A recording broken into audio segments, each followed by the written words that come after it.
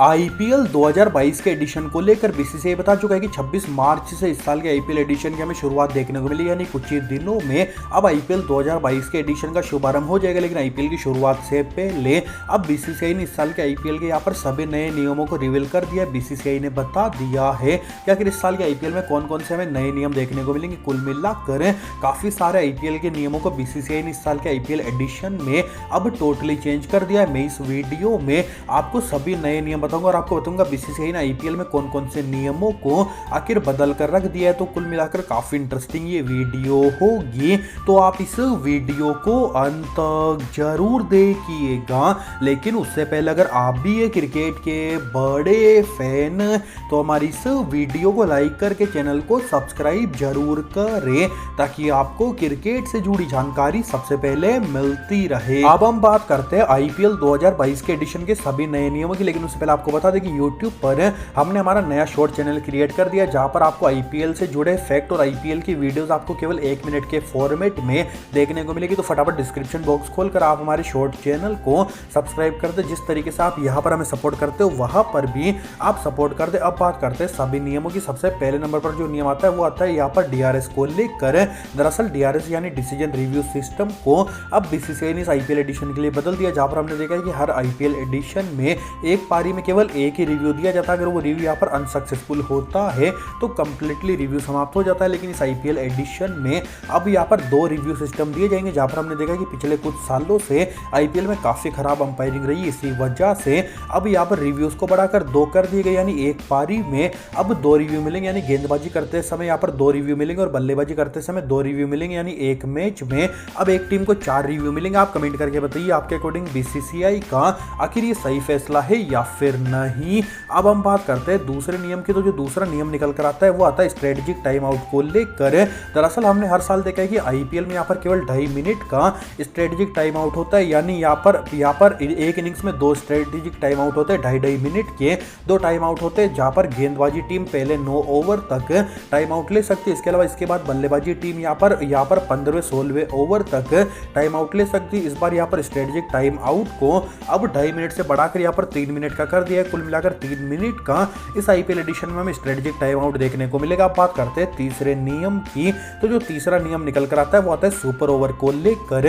दरअसल बीसीसीआई ने यहाँ पर सुपर ओवर के नियम को अब टोटली चेंज कर दिया, यानी प्लेऑफ्स के मुकाबलों में। इसके अलावा यहाँ पर आईपीएल के फाइनल में अगर यहाँ पर दोनों टीमों का स्कोर लेवल हो जाता है, स्कोर लेवल होने पर अगर सुपर ओवर होता है, सुपर ओवर में भी दोनों टीमें बराबर हो जाती है और दोबारा सुपर ओवर खेला जाता है और दोबारा भी सुपर ओवर में दोनों टीमें अगर बराबर हो जाती है तो जो टीम पॉइंट्स टेबल में यहाँ पर ऊपर थी उस टीम को उस मुकाबले में विनर घोषित किया जाएगा। फॉर एग्जांपल एमआई और यहाँ पर सीएसके के बीच यहाँ पर क्वालिफायर 1 में अगर यहाँ पर सुपर ओवर हो जाता है और यहाँ पर दोबारा बराबर सुपर ओवर में बराबर होने के बाद एक और सुपर ओवर होता है, यानी लगातार 2 सुपर ओवर में दोनों टीमें बराबर हो जाती है और पॉइंट्स टेबल में अगर एमआई की टीम नंबर 2 पर थी और चेन्नई की टीम अगर नंबर 4 पर थी तो मुंबई इंडियंस की टीम को इस मुकाबले में विनर घोषित कर दिया जाएगा। इस तरीके के इंटरेस्टिंग नियम को अब आईपीएल में अप्लाई कर दिया गया। आप कमेंट करके बताइए आपके अकॉर्डिंग ये सही नियम है या फिर नहीं।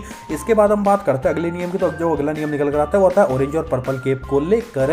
दरअसल आईपीएल में हमने देखा कि सबसे अधिक रन बनाने वाले बल्लेबाज को ऑरेंज कैप और सबसे अधिक विकेट लेने वाले गेंदबाज को पर्पल कैप मिलती है। लेकिन इस साल इस ऑरेंज और पर्पल कैप को अब बीसीसीआई ने बदल दिया, यानी ऑरेंज और पर्पल कैप पर अब स्पॉन्सर का भी टैग, स्पॉन्सर का भी हमें लोगो देखने को मिलेगा। हर साल हमने देखा है कि खाली ऑरेंज और यहाँ पर पर्पल कैप होती है, लेकिन इस साल यहाँ पर इस कैप पर अब हमें यहाँ पर स्पॉन्सर का लोगो देखने को मिलेगा। अब बात करते हैं अगले नियम की। तो जो अगला नियम निकल कर आता है वो आता है मैन कटिंग को लेकर। दरअसल रवि अश्विन के लिए अब बड़ी खुशखबरी है। मैन कटिंग को यहाँ पर अब बीसीसीआई ने रनआउट का एक फॉर्म दे दिया, यानी आईपीएल में मैन कटिंग करना कंप्लीटली अलाउ है। आईपीएल में अब मैन कटिंग करने पर कोई भी समस्या नहीं होगी, इसे यहाँ पर अनफेयर नहीं माना जाएगा, इसे रनआउट का एक फॉर्म माना जाएगा। इसके बाद हम बात करते हैं अगले नियम की। तो जो अगला नियम निकल कर आता है वो आता है बॉल चेंज को लेकर। दरअसल हर एक छक्के के बाद आईपीएल 2022 के एडिशन में बॉल में बदलाव किया जाएगा, क्योंकि इस साल यहाँ पर आईपीएल में क्राउड को अलाउ किया जाएगा। शुरुआती मैच में 25% क्राउड को, इसके बाद 50% क्राउड को, इसके बाद 75-100% क्राउड को धीरे धीरे आईपीएल में अलाउ किया जाएगा। इसी वजह से हर एक छक्के के बाद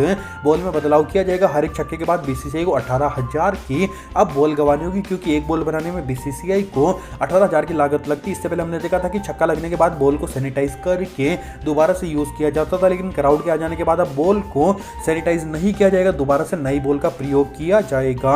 अब बात करते हैं अगले नियम की, तो जो अगला नियम निकल कर आता है वो आता है यहाँ पर नॉन स्ट्राइकर को लेकर। दरअसल अगर यहाँ पर ओवर के बीच में कोई बल्लेबाज कैच आउट हो जाता है, तो यहाँ पर हमने देखा कि अगर दोनों बल्लेबाज पिच को क्रॉस कर लेते हैं तो यहाँ पर जो बल्लेबाज नॉन स्ट्राइकिंग एंड पर था अगली बॉल पर वो बल्लेबाज स्ट्राइकिंग एंड पर होगा। लेकिन यहाँ पर अब बीसीसीआई ने इस नियम को बदल दिया है। फॉर सपोज अगर यहाँ पर MS Dhoni non striking and पे होते और यहाँ पर नंबर 7 का बल्लेबाज अगर शॉट मारकर आउट हो जाता तो जो नया बल्लेबाज आएगा वही स्ट्राइक पर रहेगा।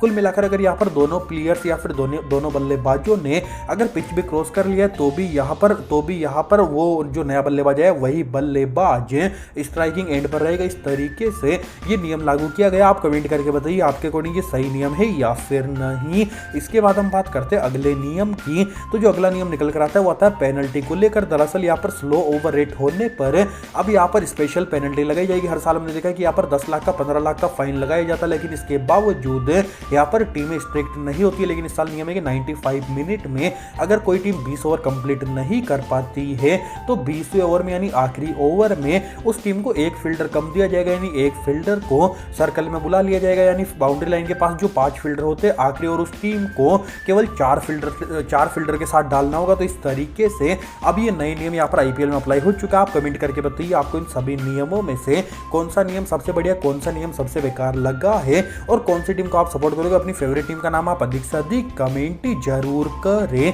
इसके साथ ही हमारी इस वीडियो को लाइक और चैनल को जरूर करें सब्सक्राइब।